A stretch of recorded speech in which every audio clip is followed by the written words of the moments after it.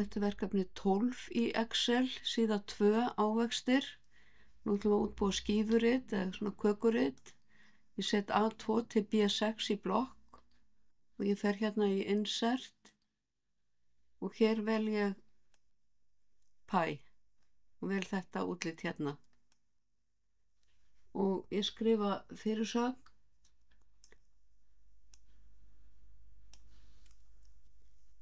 Hún er hér.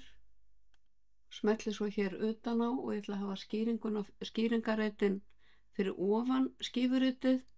Þá fer ég hér og í Legend þá vel ég Top.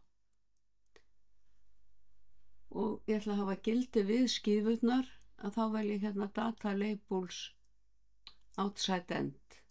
Þá kemur þetta svona. Og rammi utanum myndritið vel ég hérna Format, Shape Outline. Og ég ætla að vista.